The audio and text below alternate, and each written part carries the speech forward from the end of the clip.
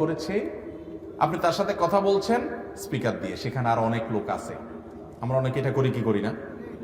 আপনি যে স্পিকার দিয়ে দিলেন, ওই লোকটা তো আপনার সাথে একান্তে আলাপ করতেছে, আপনার স্পিকার দেওয়ার কারণে, লাউড স্পিকার দেওয়ার কারণে আশেপাশে সবাই শুনবে।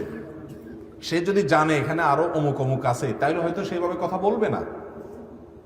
কিন্তু আপনি তাকে না জানাইয়া লাউড স্পিকার দিয়ে দিচ্ছেন, তাহলে তার প্রাইভেসি নষ্ট হতে পারে, সে অপমানিত হতে পারে, অসম্মান হতে পারে, কোন বিপদে পড়তে পারে। আপনি লাউড স্পিকার দিলে তাকে বলতে হবে, ভাই আমরা এখানে কয়েকজন আমরা শুনতেছি, আপনি বলেন, তাকে জানাই দিতে হবে যে আমি লাউড স্পিকার দিছি।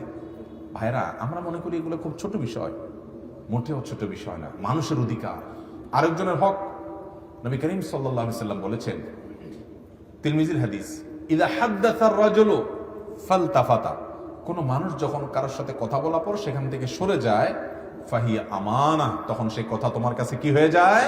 আমানত হয়ে যায়। ওটা তুমি আরেকজনের কাছে তার অনুমতি ছাড়া শেয়ার করতে পারবে না। আমরা তো এগুলো খেয়ালই করি না। তাহলে আপনি লাউড স্পিকার দিয়ে কথা বললেন। অনেক সময় সবচেয়ে বড় খেয়ানত হয় এখনকার যুগে, রেকর্ড করে সেটা অনেক সময় অন্যের কাছে শেয়ার করা, ছেড়ে দেওয়া। আছে না নাই?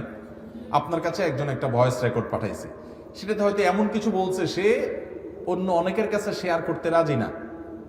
হয়তোবা সে আপনার সাথে একান্তে একটা আলাপ করছে, আপনি রেকর্ড করে রাখলেন, এবার তাকে না জানায় আরেকজনের কাছে দিয়ে দিলেন, এমন কারো কাছে দিয়ে দিলেন যার কাছে দেওয়াতে সে অসন্তুষ্ট, সে চাইতো না, সে জানলে এটা দিত না, কিন্তু আপনি তার কাছে দিয়ে দিলেন। আমরা এই কাজগুলো করি কি করি না?